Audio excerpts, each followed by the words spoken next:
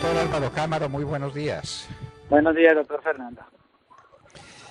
Doctor Cámara, mercados más o menos tranquilos en la mañana de hoy, pero ese no es nuestro tema. Ayer el DANE dio a conocer las cifras del comercio exterior de Colombia y para el mes de noviembre tuvimos un déficit de balanza comercial gigantesco de más de 1.600 millones de dólares, para un déficit en el año hasta noviembre de más de 10.000 millones de dólares. Doctor Cámara, este no es un asunto que debe suscitar la mayor preocupación del gobierno y de los agentes económicos, la situación de balanza de pagos, cómo queda el déficit en cuenta corriente, cuáles son sus comentarios sobre el particular. Pues doctor Fernando, como están las cosas, muy seguramente el año 2019 va a cerrar con un déficit superior a los 11.600 millones de dólares. Llama mucho la atención el valor absoluto que mensualmente se reportó tanto de exportaciones como de importaciones. Mientras las importaciones superan los 4.400 millones de dólares, las exportaciones a duras penas llegan a 2.800 millones de dólares, estas cayendo el 13.6% a una tasa mucho más rápida de la que venían cayendo en octubre, y las importaciones creciendo alrededor del 6%. ¿Cómo están las cosas? Colombia a duras penas se aproximará a una cifra de exportaciones del orden de los 39.500 millones de dólares para todo el 2019, mientras sus exportaciones van a ser del orden de los 52.000 millones de dólares, 52.500 millones de dólares, lo cual nos va a poner claramente en un déficit que puede estar bordeando los 12.000 millones de dólares. Un escenario un poco peor del que habíamos comentado tal vez hace unas semanas con usted, cuando pensábamos que para todo el año el déficit iba a estar alrededor de 11.200, 11.300, que era consistente con un déficit de cuenta corriente de la balanza de pagos de más de 16.000 millones de dólares. Es descomunal la cifra, doctor Fernando. Y sobre todo con muchos interrogantes de fondo, porque si usted se pone y descompone las exportaciones de Colombia, pues el futuro no es nada prometedor. Parta del hecho que el segundo renglón de exportaciones hoy día en el país es el carbón. Y parte del hecho que las últimas estimaciones que se están haciendo es que la contribución de energía derivada del carbón en el mundo entero va a pasar de ser del 35% al 5%. Entonces el 18% de sus exportaciones están en riesgo, sin contar naturalmente de la dependencia que seguimos teniendo de otras exportaciones, como es el caso del petróleo, e inclusive sobre lo que hoy día puede aportar el café. Naturalmente sí se ve un análisis teóricos y técnicos de cuál va a ser la estrategia en términos de exportaciones mineras, a ver si el oro, el níquel e inclusive el cobre pudieran ser renglones que eventualmente vengan a sustituir la caída que va a ser más gravosa por cuenta del tema del carbón.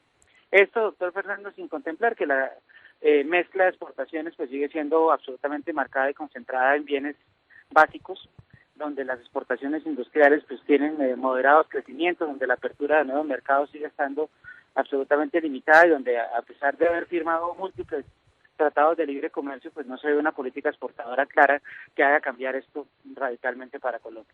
Solamente en el evento en que tengamos una explosión de precios de bienes básicos, como puede pasar con el petróleo y cosas de ese estilo, pues tendríamos un alivio, el cual sería, como siempre, un paliativo de corto plazo, pero no un tema estratégico como país estructural. En materia de importaciones, yo creo que la dinámica se va a mantener, porque fíjese que los beneficios fiscales que se dan a muchas empresas y a muchos actores para la importación de maquinaria, muy seguramente hará que las empresas aprovechen esto para temas de reconversión industrial, lo cual es positivo. Naturalmente sería aún más positivo si mucha de esta reconversión tuviera el destino de volverse exportaciones, porque de alguna manera eso podría compensar. Pero como están las cosas, doctor Fernando, es difícil que el 2021 venga con una condición distinta, donde muy seguramente vamos a seguir en la tendencia de déficits comerciales importantes que traemos desde el año 2015. Y recuerde que en el año 2015 el déficit comercial de Colombia fue de más de 15.000 millones de dólares. Entonces, en esa idea, la situación se va a hacer aún más compleja y difícilmente el dólar podrá estar sostenido por debajo de los niveles actuales, más con tendencia de evaluarse. Y entonces, dentro de ese panorama, ¿cómo vaticina usted que sea el déficit en cuenta corriente para el año total 2019? Entonces, yo creo, doctor Fernando, como le decía, que cuando pensaba en un déficit de 11.200 millones, había estado en coherencia pues con un déficit de cuenta corriente de más de 16.000 millones de dólares, y yo creo que puede ser inclusive superior a eso, o sea, 16.500 millones de dólares. Creo que puede ser una cifra altamente probable de registrar, con los retos que impone eso en materia de financiamiento, ¿no? porque naturalmente las remesas hacen parte de esos recursos que de alguna forma financian ese faltante de recursos. Claramente la posibilidad de flujos de capitales de endeudamiento pues también son otra fuente, y naturalmente la inversión extranjera directa pues que también ha ayudado de manera importante a que el país pueda financiar ese desbalance. Naturalmente en ambientes de incertidumbre internacional pues para un país con un desajuste tan grande siempre hay riesgos muy grandes de que esos flujos se interrumpan o puedan verse disminuidos, y pues naturalmente la consecuencia sería una mayor devaluación del tipo de cambio. Doctor Cámara, las calificadoras de riesgo no han hecho comentario ninguno sobre esta fragilidad enorme del sector externo de la economía colombiana. Recurrentemente lo hacen, doctor Fernando. Lo que llama la atención es que o están viendo algo que no estamos viendo nosotros, o son bastante benévolas en pensar en que se pueden corregir los déficits. Lo que no parece muy claro con las explicaciones que le di hace un momento, lo cual pues hace que siga existiendo riesgos sobre la economía colombiana en su apreciación en términos de riesgo para tener una rebaja de calificación, o por lo menos cambios en el outlook sobre la deuda, sobre la calificación soberana del país. Bueno, ¿no debería ser este uno de los grandes temas nacionales para que se reunieran todos los gremios, el gobierno, todo el mundo, a ver qué se puede hacer por un plan de promoción de exportaciones como el que dispuso el doctor Carlos Lleras Restrepo en el año ya muy lejano de 1968? Es decir, todo condensado en un dicho: exportar o morir, porque al paso que vamos o exportamos o la economía colombiana no tiene perspectivas, doctor Cámara. Sin duda, doctor Fernández, no solamente para la situación externa, sino lo que implicaría de verdad tener una política exportadora en materia, por ejemplo, de generación de empleo, que a pesar de que Colombia muy seguramente va a cerrar con un crecimiento económico que va a estar alrededor del 3.3%, inclusive no descartaría que podamos llegar a tener un 3.4%, porque el último trimestre en mi consideración fue bastante bueno en términos de actividad económica.